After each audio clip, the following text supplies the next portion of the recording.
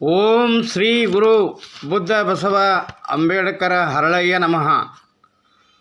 ನಾನು ಮಾದೇವಪ್ಪ ಯಲ್ಲಪ್ಪ ಹೊನ್ನಕಸ್ತೂರಿ, ನಿವೃತ್ತ ಕ್ಷೇತ್ರ ಶಿಕ್ಷಣಾಧಿಕಾರಿಗಳು, ವಿಜಯಪುರ. ಪರಮಪೂಜ್ಯ ಡಾಕ್ಟರೇಟ್ ಹವಾ ಮಲ್ಲಿನಾಥ್ ಮಹಾರಾಜರ ಭಾಗ್ಯಲಿಂಗ ಆಶ್ರಮ, ಭವಿಷ್ಯಲಿಂಗ ಆಶ್ರಮ, ಮನಗೂಳಿ, ತಾಲೂಕು ಬಸವನ ಬಾಗೇವಾಡಿ, ಜಿಲ್ಲಾ ವಿಜಯಪುರ. ಶ್ರವಣ ಮಾಡುತ್ತಿರುವ ಎಲ್ಲ ಸದ್ಭಕ್ತರಿಗೆ ನನ್ನ ಶರಣಾರ್ಥಿಗಳು. ಇಂದು ನಾನು ಪ್ರತಿಬಿಂಬ ಎಂಬ ವಿಷಯದ ಮೇಲೆ ಒಂದೆರಡು ವಿಚಾರಗಳನ್ನು ಹಂಚಿಕೊಳ್ಳುತ್ತಾ ಇದ್ದೇನೆ. ಬಿಂಬ ಎಂದರೆ ಪರಮಾತ್ಮ, ಪ್ರತಿಬಿಂಬ ಎಂದರೆ ಜೀವ. ಈ ಜೀವ ಪರಮಾತ್ಮನಿಗೆ ಪ್ರತಿಬಿಂಬವಾಗಿದೆ. ಪರಮಾತ್ಮ ಎಂಬ ಬಿಂಬನು ಪ್ರತಿಬಿಂಬನನ್ನು ಅಂದರೆ ಜೀವಿಯನ್ನು ಸದಾ ಕಾಪಾಡುತ್ತಾ ಇರುತ್ತಾನೆ. ಅವನು ಆ ಪ್ರತಿಬಿಂಬದ ಜೀವಿಯ ಕರ್ಮವನ್ನು ನೋಡುತ್ತಾ ಇರುತ್ತಾನೆ.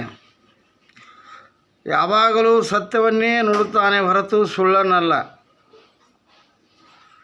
ಪ್ರತಿಬಿಂಬದಲ್ಲಿ ಸುಪ್ತವಾಗಿರುವ ತನ್ನ ಸಾದೃಶ್ಯವನ್ನು ಅಭಿವ್ಯಕ್ತಿಗೊಳಿಸಿ ಆ ಜೀವಿಗೆ ಮೋಕ್ಷಾನಂದ ಉಣಿಸುತ್ತಾನೆ. ಆದ್ದರಿಂದ ಪ್ರತಿಬಿಂಬನಿಗೆ ಬಿಂಬನೇ ಸರ್ವಸ್ವ ಎಂದು ನಾವು ನಂಬಬೇಕು. ಈ ಜೀವಿಗಳೆಲ್ಲರೂ ಪರಮಾತ್ಮನಿಗೆ ಪ್ರತಿಬಿಂಬರೇ. ಆದರೆ ಆ ಪ್ರತಿಬಿಂಬ ಅಂದರೆ ಜೀವಿಗಳಲ್ಲಿ ಬಿಂಬವನ್ನು ಅರಿಯುವ ಯೋಗ್ಯತೆ, ಅರ್ಹತೆ ಇರಬೇಕು.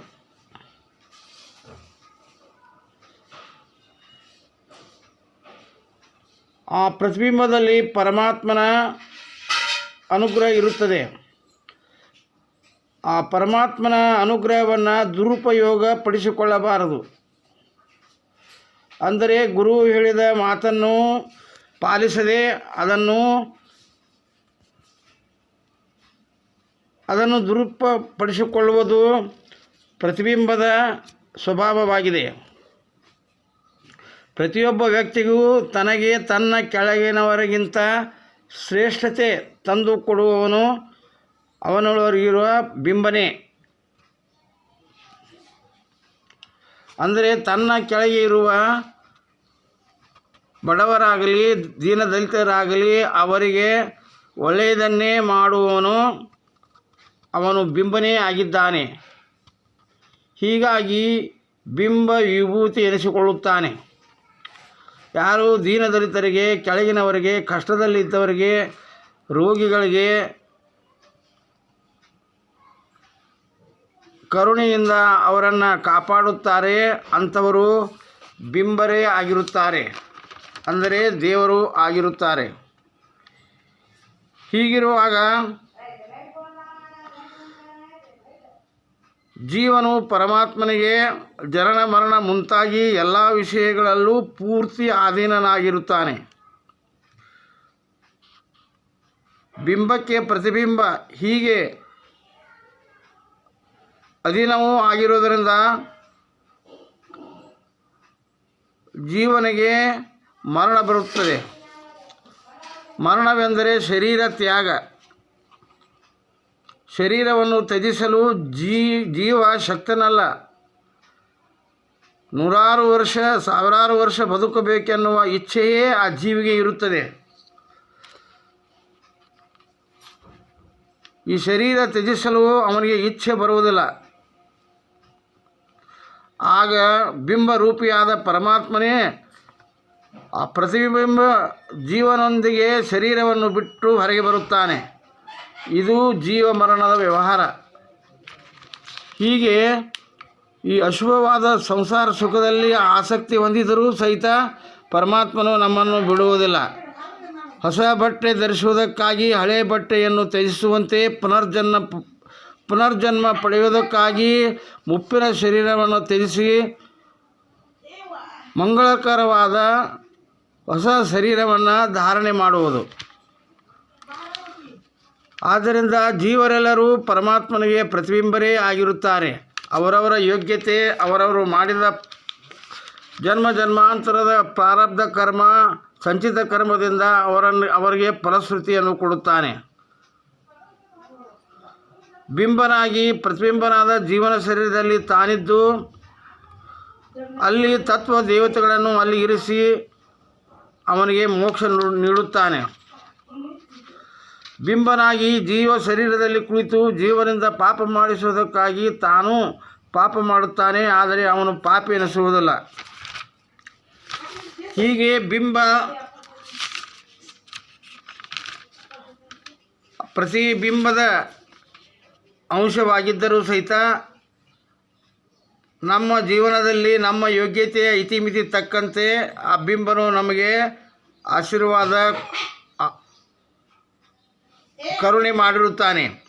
ಆದ್ದರಿಂದ ದೇವರಿಂದ ಎಲ್ಲವೂ ಮಾಸಿ ಹೋಗುತ್ತದೆ ಎಂಬುದು ಅದು ಶುದ್ಧ ಸುಳ್ಳು. ನಾವು ಮಾಡಿದ ಕರ್ಮದಿಂದ ನಮಗೆ ಫಲಶ್ರುತಿ ಬರುತ್ತದೆ. ನಾವು ಏನು ಬೇಕಾದರೂ ಮಾಡಬಲ್ಲೆವು ಎಂಬ ಹಮ್ಮು ಗಿಮ್ಮು, ನಮ್ಮಲ್ಲಿ ಶಕ್ತಿ, ಸಾಮರ್ಥ್ಯ, ರೊಕ್ಕ, ರೂಪಾಯಿ, ಸಂಪತ್ತು, ಆಸ್ತಿ ಎಲ್ಲವೂ ಇದೆ ಎಂದು ಹಮ್ಮಿನಿಂದ ತುಂಬಿಕೊಳ್ಳುತ್ತೇವೆ. ಅಂತಹ ಸಂದರ್ಭದಲ್ಲಿ ನಮಗೆ ಮರಣ ಬಂದಾಗ ಅದನ್ನು ತಡೆಗಟ್ಟುವವರು ಯಾರೂ ಇಲ್ಲ. ಅಂದರೆ ಆ ಮರಣವು ನಮಗೆ ಹೇಳಿ ಬರುವುದಲ್ಲ, ದೇವರ ದಯದಿಂದ ಮಾತ್ರ ನಮಗೆ ಕರುಣೆಯವಾಗಬೇಕು. ಅದಕ್ಕಾಗಿ ದೇವರೇ ಸರ್ವಸ್ವಾಮಿ ಎಂದು ಅರಿತು ಆ ಶಿವನ ಪಾದಕ್ಕೆ ಶರಣಾದರೆ ನಮಗೆ ದೀರ್ಘಾಯುಷ್ಯ ಹೊಂದುತ್ತೇವೆ, ನಮ್ಮ ಜೀವನದಲ್ಲಿ ಯಶಸ್ವಿಗೊಳ್ಳುತ್ತೇವೆ. ಗ್ರಹಗತಿ, ಪ್ರಾರಬ್ಧ ಕರ್ಮ, ಜನ್ಮಾಂತರದ ದೋಷಗಳು ನಮ್ಮನ್ನು ದೋಷರನ್ನಾಗಿ ಮಾಡಿ ಪರಿಹಾರ ಸಿಗದೆ ಜೀವನದಲ್ಲಿ ಬಹಳವಾಗಿ ನೊಂದು ಹೋಗುತ್ತೇವೆ. ಜೀವನದಲ್ಲಿ ಶಾಶ್ವತವಾಗಿ ಕಷ್ಟಗಳು ದೂರವಾಗುವುದರಲ್ಲಿ ಸಂಶಯವಿಲ್ಲ.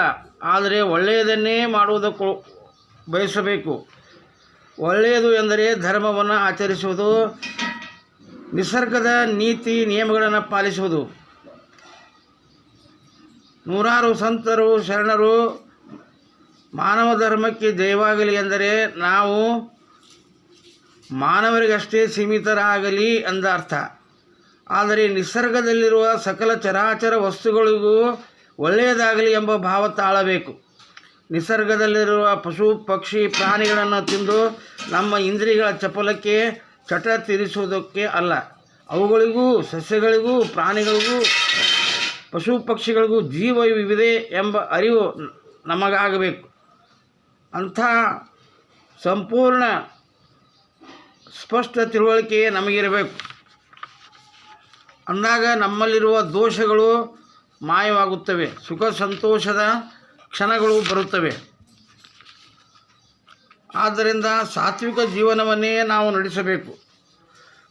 ನದಿಗಳು ಸಮುದ್ರವನ್ನು ಸೇರಿ ಸಮುದ್ರವೇ ಆಗುವಂತೆ ಆ ಬ್ರಹ್ಮನ ಹುಟ್ಟಿಸಿದಂಥ ಬ್ರಹ್ಮನನ್ನು ಸೇರುವ ಈ ಜೀವವೇ ಆಗುತ್ತದೆ, ಅದೇ ಮುಕ್ತಿ ಎನಿಸಿಕೊಳ್ಳುತ್ತದೆ.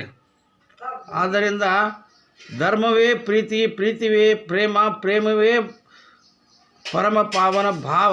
ಹೀಗೆ ವಿವೇಕದಿಂದ ಪರಿಪೂರ್ಣನಾಗಿ ಈ ಪ್ರಪಂಚವನ್ನು ನಾವು ಜಯಿಸಬೇಕು.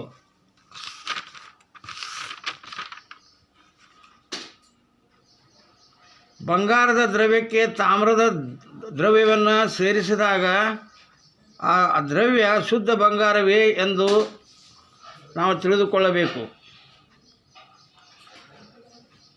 ಮಿಶ್ರ ದ್ರವ್ಯಗಳಿಂದ ಸಿದ್ಧಪಡಿಸಿದ ವಸ್ತುಗಳು ಇಲ್ಲಿ ಕಂಡುಬರುತ್ತವೆ. ಶುದ್ಧ ಬಂಗಾರದ ದ್ರವ್ಯದಿಂದ ಸಿದ್ಧಪಡಿಸಿದ ವಸ್ತುವಿಗೂ ಮೌಲ್ಯದಲ್ಲಿ ಏರುಪೇರುಗಳಾಗುತ್ತವೆ.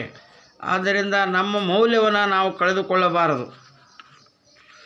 ಆ ಸರ್ವಶಕ್ತ ಪರಮಾತ್ಮ ಜಗತ್ತ ಸೃಷ್ಟಿಯಲ್ಲಿ ತನ್ನ ಅಧೀನವಾದಂತಹ ವಸ್ತುಗಳಿಗೆ ಅಪೇಕ್ಷಿಸುತ್ತಾನೆ. ಅವನು ತನ್ನ ವಿನೋದಕ್ಕಾಗಿಯೋ ಕ್ರೀಡೆಗಾಗಿಯೋ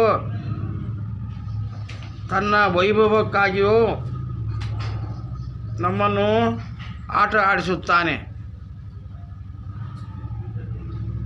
ಹಿಂದಿನ ಕಾಲದಲ್ಲಿ ಮಹಾರಾಜರು ನಗರ ದರ್ಶನಕ್ಕೆ ತೆರಳುವಾಗ ಕೈಯಲ್ಲಿ ಕೋಲು ಹಿಡಿದುಕೊಂಡು ನಡೆಯುತ್ತಿದ್ದರು. ಅಥವಾ ಕುದುರೆ ಏರಿಕೊಂಡು ಹೋಗ್ತಿದ್ದರು. ಅದು ಒಂದು ಅವರಿಗೆ ವೈಭವ. ಅದರಂತೆ ಅವರನ್ನು ಕುಂಟರು ಕುಲಗೇಡಿಗಳು ಅನ್ನಬಹುದೇ? ಆದ್ದರಿಂದ ಅದು ರಾಜನಿಗೆ ವೈಭವದ ಮಾತು. ಇಲ್ಲಿ ನಮಗೆ ನಮ್ಮ ವೈಭವ